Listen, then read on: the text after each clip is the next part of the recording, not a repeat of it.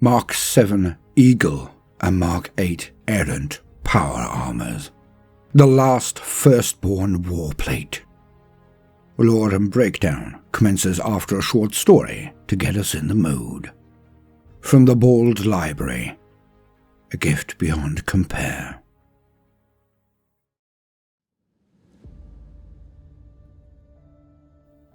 The apothecaries could not fathom it. The chaplains were stumped. It made no sense. It was impossible. They even gained the assistance of the librarius. Secretly, they looked into his dreams. Unorthodox, but this was a special case. But it did not help. They could not lose Melivor Capensius, not now. He was the last in the chapter.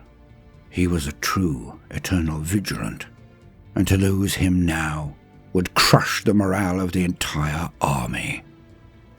They were a proud bunch, the eternal vigilants, even amongst the Astartes. When the tear in reality had yawned wide out of nowhere, they were on the new front line. Cut off by warp storms and under siege for years, they had weathered everything the Lords of Chaos could throw at them. They never gave in, never surrendered, not to the enemy, and not to the greater foe, despair. The storms finally ended, but by that time they had only 35 of them left when the Indomitus fleet had arrived with their reinforcements. It brought them up to chapter strength, so many primaris were there. It filled their halls again, made their armories and training cages ring with activity. But could it return their heart? Of the 35 survivors, there was only a sergeant and a lieutenant remaining of the entire command staff. So many of their inner traditions gone, so much lost to the enemy. Over the next decades, the eternal vigilance grew to be whole again, and the primaris marines learned to rely on their old big brothers for near everything. Apart from courage and skill, they knew what to do. But as the years crept past, the firstborn fell one by one, until finally, even chapter masterhood was thrust upon a primaris marine, a warrior of unimpeachable dignity, confidence, and skill. By unanimous decree, Cadmus Corino was elected, even by the firstborn captains who remained, and he had done well. Cadmus had kept the last captains of the firstborn as long as he could, but they were warriors. They were Astartes. Death was their gift, their right, and their final reward. They died on their feet, showing the way. Now, Melivor Capensius was the last. Captain of the second company, he had been grievously wounded by Tyranids, impaled. He could not be healed normally, and so he had crossed the Rubicon Primaris. They had cut and sliced, implanted, filled him with new organs, new chemicals, then sewn him up again. Made him better than he ever was before. Bigger, stronger, faster, more robust, armed with the superior protection, range and lethality of weapons designed for the primaris. He should have been unstoppable. Yet, it could not be, for it appeared he was broken. His reflexes were slower, his aggression lacking, his coordination and concentration were off. Too much for him to return to duty in the line, certainly not as captain of the second company. And it made no sense, none. Eventually, the chapter master of the Vigilance had no avenue apart from the one least trod. He would reach out to the one man he knew of that might understand. Demarian Daemon, the chapter master of the Blood Spears. Firstborn, now primaris. Quite a rarity. They were of equal rank. Daemon had no reason to ignore the request, but no real reason to answer it either. So Cadmus Corino did not really expect a response. And thus, he was shocked when his long and methodical communication elicited a very dramatic one. A tear across reality opened, and out came 2 battle barges, 5 strike cruisers, and scores of attendant escorts. They sent security idents and docked with the chapter star fortress and home of the Vigilance. The blood spears had come in overwhelming strength. Chapter Master Damarian Damon came aboard and traded pleasantries with Chapter Master Corino, but wasted no time whatsoever. He went to see this marine. In this secluded region of space, the 2 of them were the last of an age gone by. His guard accompanied Damon, and he was in there long into the night.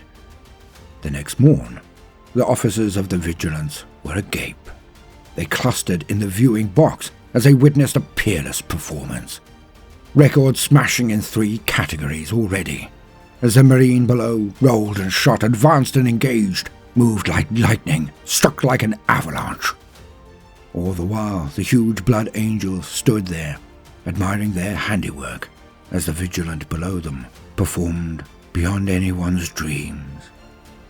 Chapter Master Corino marched into the observation room, and the 2 leaders met and looked down on the spectacle that was now drawing to an end. Corino watched and asked of his equal, "By the throne, what did you say to him?" The huge blood spear answered softly, "Nothing. I listened. Then I gave him what he needed, one marine to another. You see, when you have fought for hundreds of years, even we Astartes can get set in our ways. So, he just needed something that reminded him of who he was." Damon then turned to Corino. "You showed care for your eldest. It shows character.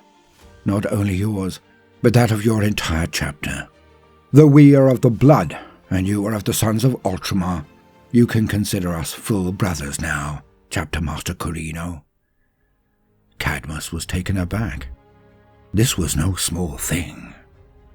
Beneath them, Melivor Capensius finally stopped his drill and turned, seeing his audience at last, and he smashed his fist into the air in victory as the cogitators harked out his times and accuracy through servitors. They were peerless records. No primaris of the Eternal Vigilance had even come close to such a spectacle. The cheered response from the onlooking officers of the Vigilance was heartfelt and ecstatic. They had him back. Melivor Capensius was whole again. And the marine walked to greet them, and each pace brought his armor into better focus and clarity. There were gasps. He was not wearing Mark 10 armor, his helmet, the chest markings, the boots. Chapter Master Cadmus looked to the blood spear and said, "How?" And Damarian Damon smiled at him warmly and explained. 2 centuries after our founding, we had an aspirant so large we could not give him warplate. He was genetically pure, so we sent out the call. We asked the greater fraternity of the Astartes. It took as long as it did back then, but it finally happened. From the first times, a set of warplate as large as he was. He wore it, then a few others over the millennia. I mean no offense when I speak the truth, brother. That warplate is older than your chapter.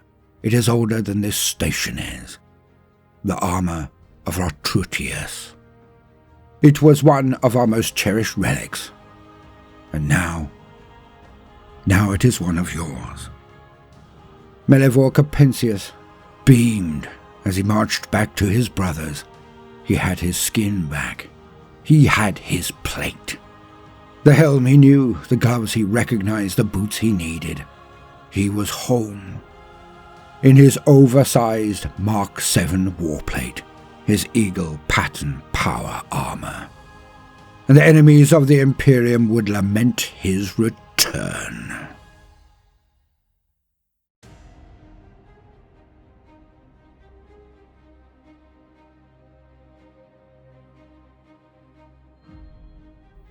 Welcome, gentle listener, I am Baldermort, your faithful servant, and I wish to introduce you to the forces, factions, and war gear of the Warhammer 40k setting, the grim darkness of the far future, where there is no time for peace, there is only time for war.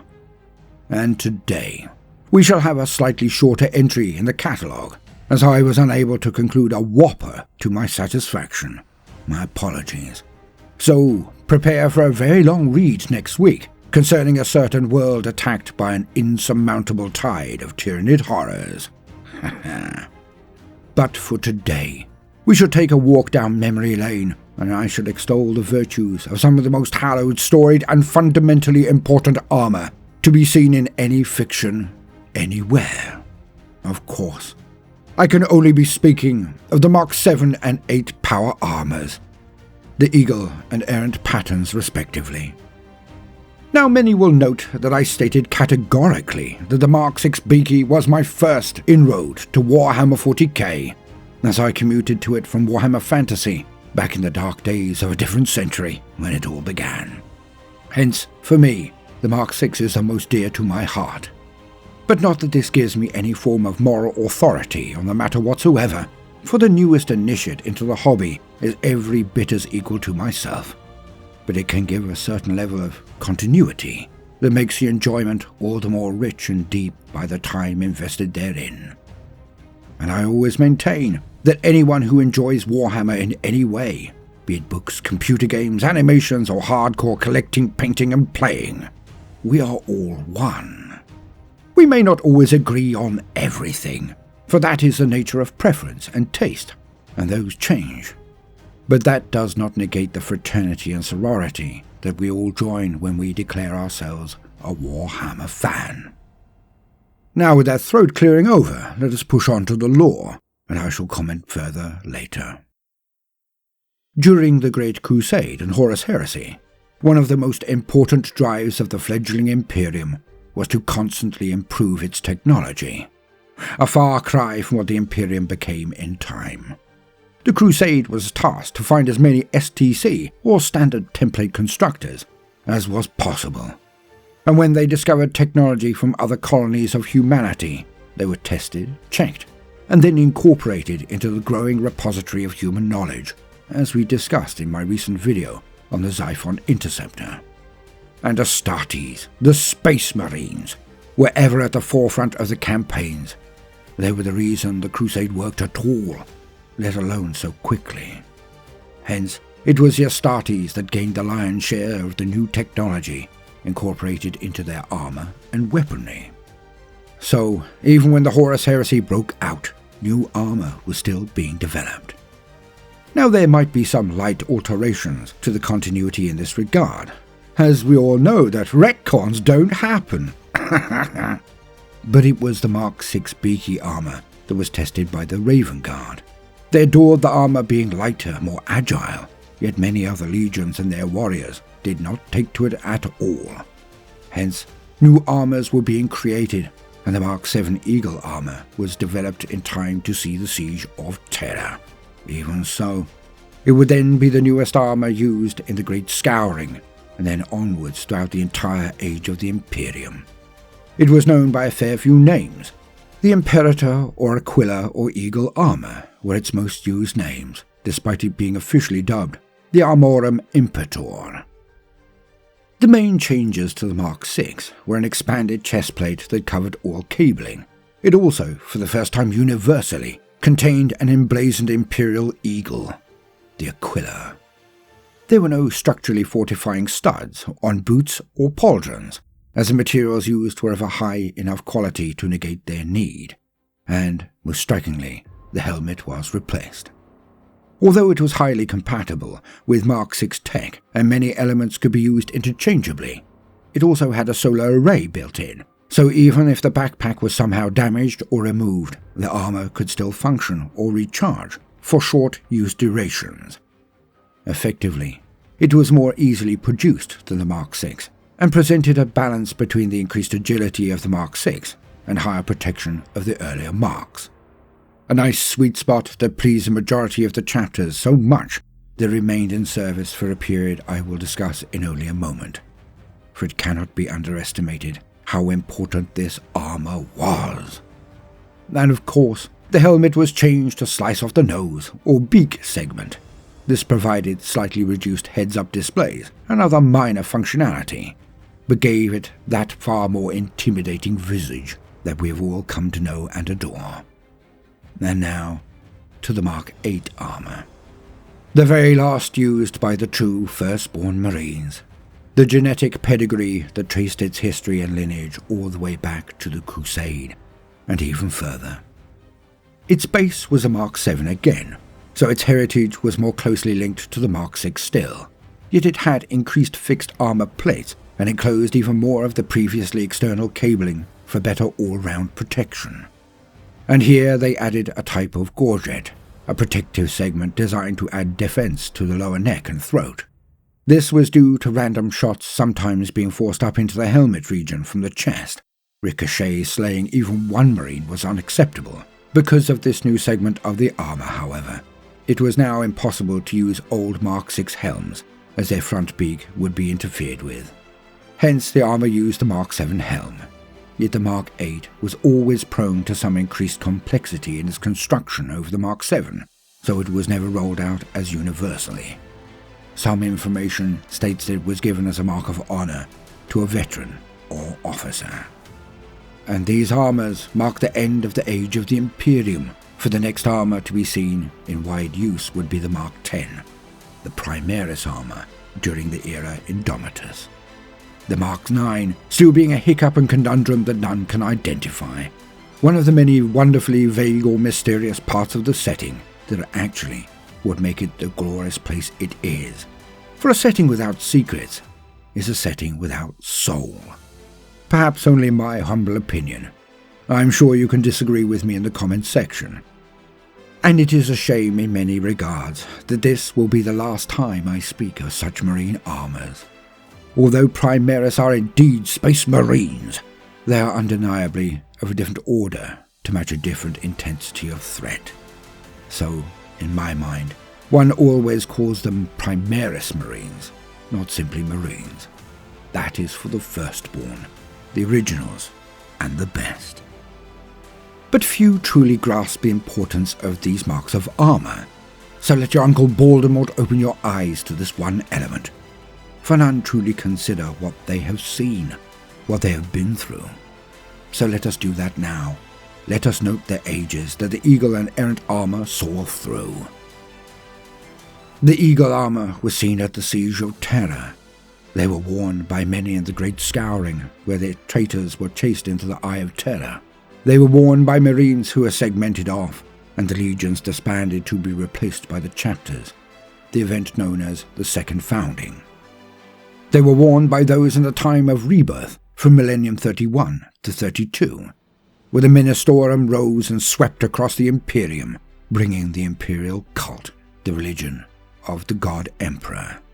The beast came, and near destroyed the Imperium with its sways of orcs uncounted, when the first Black Crusade blurted out of the Eye of Terror, and then through the beheading, where the Assassinorum made their play for power over the entire High Council of Terror.